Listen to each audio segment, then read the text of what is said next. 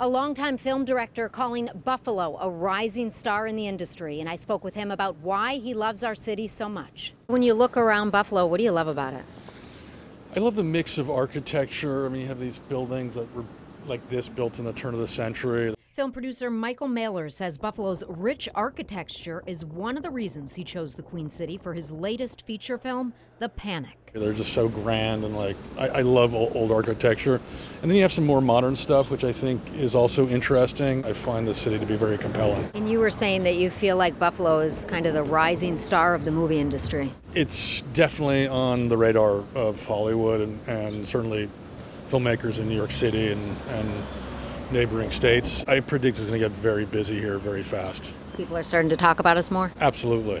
Yeah, it's just a friendly place to come. And this isn't the first time Mailer chose Buffalo. It's my second film here back to back, and I'm becoming a Buffalonian. Look around. I mean, you get locations like this, the M&T Bank. It's amazing. I'm doing a film called The Panic, and it's set in 1907. The movie's set in New York City technically, but it's much easier to shoot 1907 here than it is in New York. I think Buffalo is setting itself up to be like one of the major film cities in the country right now. Buffalo native David Butler is the production designer for The Panic. My job is basically working with the director to come up with a look of the whole film. And you have a lot of authentic locations to film that you don't have to do much to, right? Yes, and I think with Cabrini and Marshall and some of these other films that we've done that are period movies, that we're setting ourselves and showing the rest of the film industry that we have this great collection of stuff to shoot really any period. Both Butler and Mailer tell me the cast and crew also appreciate the accommodations and restaurants, the housing and the food.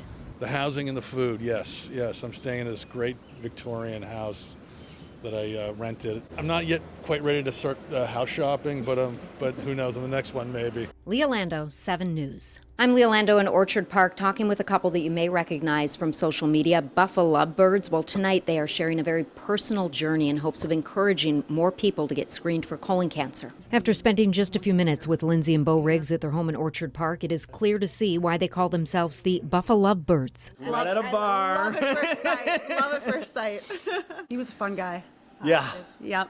Positive, happy. Those qualities now helping them through something they didn't expect. Back in August, Lindsay had severe abdomen pain and knew something was wrong, so she drove herself to the ER in the middle of the night. So life was just going along as usual. You come back from vacation and you find out. I ended up having a tumor that was diagnosed as colon cancer, which was a shock.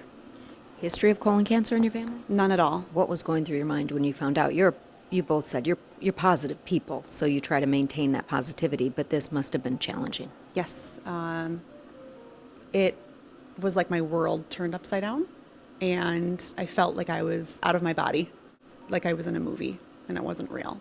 But as soon as I accepted that, I knew I had to have that positive mindset. I'm a big perspective person, to be there for your wife. I viewed it as, people have been through worse. This is something that people get through all the time, but I'm a planner, so I like to know what we're doing. And the hardest part was not knowing.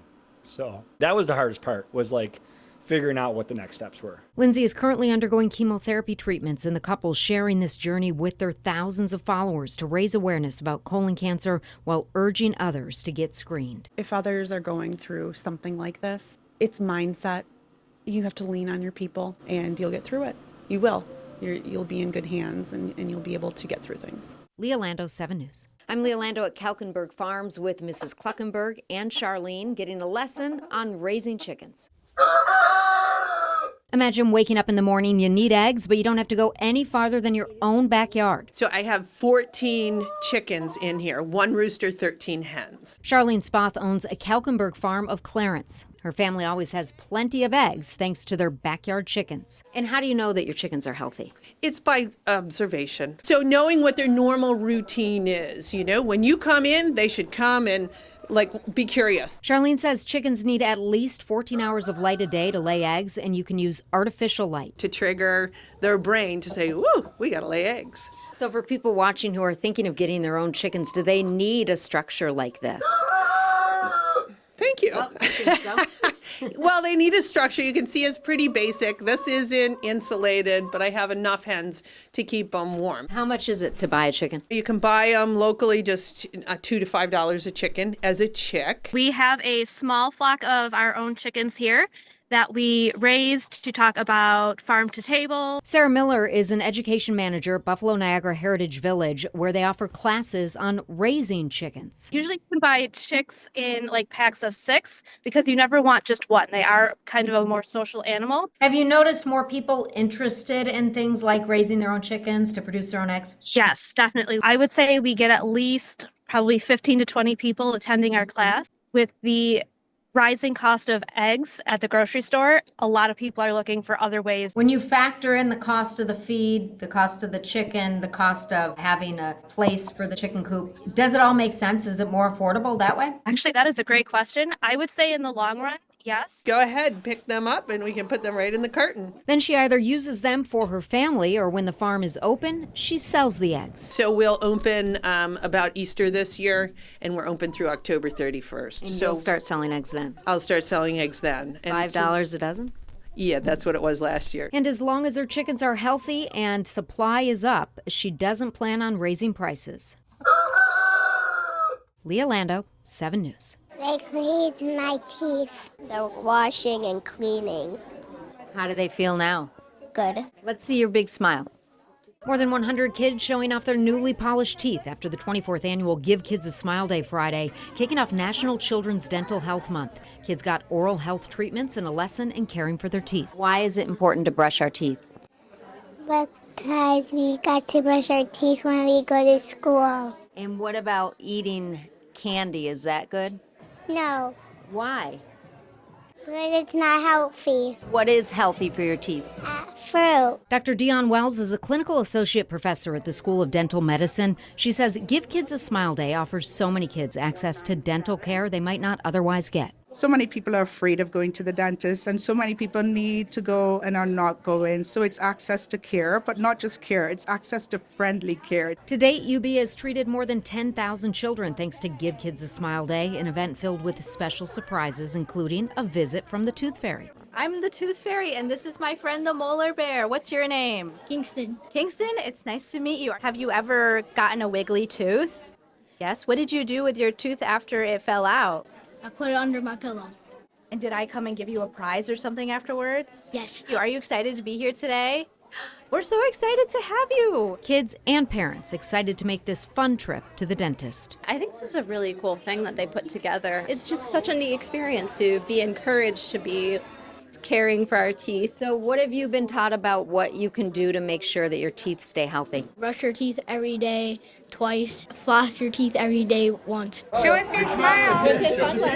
Give kids a smile. Leah Lando, 7 News. I'm Leah Lando in Cheektowaga, where Governor Kathy Hochul went shopping with a Western New York mom, talking about her plans to give New Yorkers $300 to $500. How many kids do you have? 2. 2 under 3. Like many, Mandy Brenizer is struggling to afford the cost of living in New York State. What has it been like over the years? Have you noticed more issues with making ends meet? Yes, I've noticed the size of boxes and the volume of things shrinking, prices going up, and then you think it's going to level off, and then it goes up again. Governor Kathy Hochul took some time to shop with Mandy and her baby at Tops in Cheektowaga Friday and tout her plan to give New Yorkers $300 to $500 checks. When you add up the cost of a grocery cart these days, it is shockingly high all across the country. Governor Hochul says New York State collected more in sales tax revenues than anticipated over the last 3 years because of inflation. She says the state collected more than $3 billion more. I see the struggles that so many families are going through. Hochul plans to give New Yorkers checks she calls inflation rebates to the tune of $500 for families earning less than $300,000 and $300 for single taxpayers making less than $150,000. To go shopping at a Tops, help pay their bills. You know, Leah, this is an election year or an election kind of gimmick. Clearly, the state of New York has too much tax dollars. New York State Senator Rob Ortt has a lot of questions about the inflation rebate checks. I think the real question is, why aren't we lowering people's taxes permanently? What are we doing to permanently or more permanently lower people's cost at the grocery store, at the gas station, to heat their homes. Well, $300 to $500 is good. No one's going to turn it down. It's not a permanent solution to the everyday problems New Yorkers are facing, including high taxes. Do you have any plans to address the concerns about our high taxes? Yes. What we've already done since I've been governor, a middle-class tax cut, expedited that. We had a property tax cut. Mandy says she will continue to do what she can to help her family make ends meet and looks forward to an extra $500 from the state. Just trying to roll with it and find the best price at whatever the store has the best deal and buy 2 when it's on sale and figuring it out. Leah Lando, 7 News. I'm Leah Lando in Buffalo, where a 47-year-old woman was recently run over by a train. She was killed. Now there is a growing call to change how these trains are operated. I'm told they are operated by a remote control.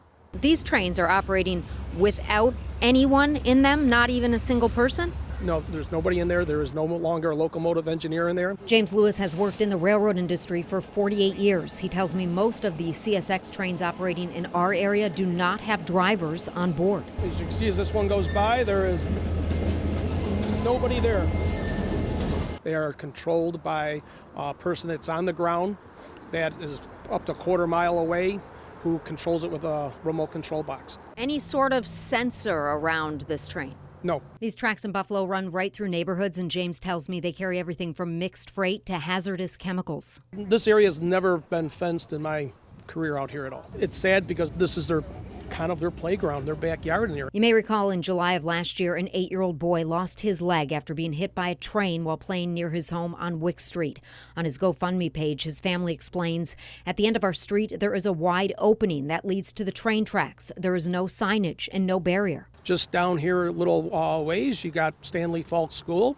There's the playgrounds right next to the tracks. James says they have been advocating for increased rail safety, and now the family of 47-year-old Tyrena Mosey is fighting for the same thing after their loved one was found dead on the tracks. Police say she was run over by a train. Her aunt, Arnett Booker, is demanding change. Can we imagine what kind of problems a remote control train could cause in such a large residential community with children playing? The fence is broke. There's no signs here. Keep out. Be aware. Danger. For decades, James operated trains like this. So if someone was crossing the track, he would blow the horn. And in many cases, he recalls having to stop the train. And that's a daily occurrence here. Most of the yard assignments that we were talking about, they're all set up like this with the remote control. The simplest thing right now, if they really wanted to be saying that they're concerned, put a locomotive engineer back on the train. It shouldn't be like this for the families and children around this area. Leah Lando, 7 News.